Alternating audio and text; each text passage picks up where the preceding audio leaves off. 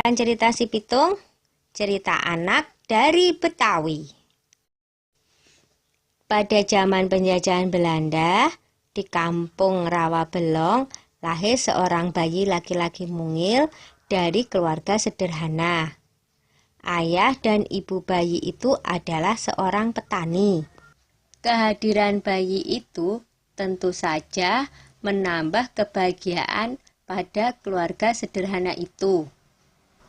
Mereka beri nama bayinya Pitung.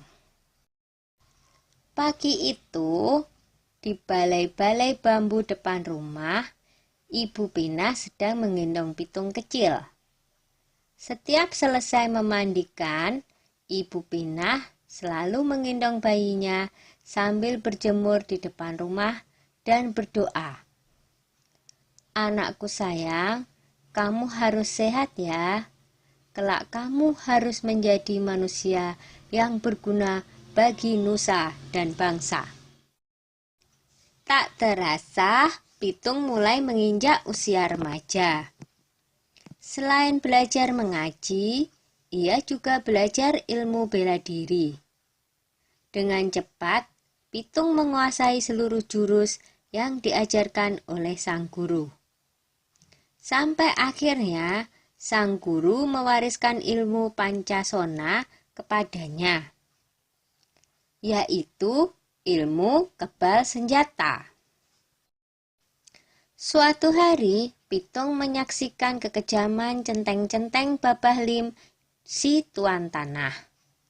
Mereka mendatangi rumah penduduk dan merampas harta benda yang ada, karena tidak membayar pajak dan upeti. Dengan kejam, mereka memukul dan menyeret para penghuni rumah. Hati kecil Pitung terpanggil untuk menolong mereka. Ini adalah saat pertama Pitung membela orang lemah. Pitung tak tega melihatnya. "Hai centeng-centeng, kenapa kalian merampas harta orang dan menindas orang yang tak berdaya? Kalau berani, sini lawan aku," tantang Pitung. Mendengar itu, si pemimpin centeng marah. "Hei anak muda, berani-beraninya kau menghalangiku. Rasakan ini," hardiknya kepada Pitung. Pemimpin centeng menyerang Pitung dengan gencar. Tetapi Pitung berhasil mengalahkannya dengan mudah. Pemimpin centeng itu roboh dalam 2 jurus. Anak buahnya pun melarikan diri ketakutan. Sejak saat itu, Pitung bertekad untuk membela orang yang tertindas. Dengan penuh semangat, Pitung mengajak para penduduk desa untuk bersatu melawan penjajah. "Kita harus lawan segala penjajahan. Tidak ada yang boleh merampas harta milik kita. Ini adalah tanah kita. Jangan mau diperbudak oleh kompeni," kata Pitung bersemangat. Semua setuju dengan ajakan Pitung. Para tuan tanah dan kompeni menjadi resah. Mereka mengadukan perlawanan itu kepada pemerintah Hindia Belanda. Scott Heine, pemimpin tertinggi di Batavia, memerintahkan aparat untuk menangkap Pitung. Ia menawarkan hadiah besar bagi siapa saja yang bisa menangkap Pitung. Kompeni menangkap Pak Piun dan Haji Niapin untuk memaksa Pitung menyerahkan diri. Mereka dimasukkan ke penjara di Grogol. Berita itu sampai di telinga Pitung. Ia tidak tega dengan keadaan ayah dan gurunya yang disiksa.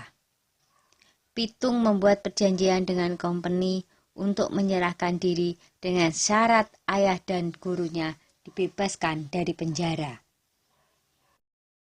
Pada suatu hari, kompeni membawa Haji Niapin ke alun-alun kota dengan dijaga ketat oleh pasukan polisi bersenjata. Lalu, Pitung muncul seorang diri. Ia meminta agar gurunya dibebaskan dulu.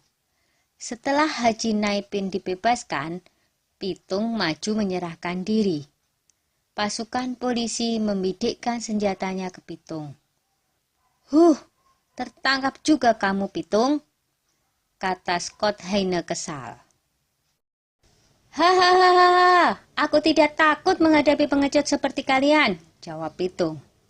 Scott Heine marah dan ia langsung memberi tanda kepada pasukan untuk menembak. Dor, dor, dor, Pitung pun roboh bersimpah darah.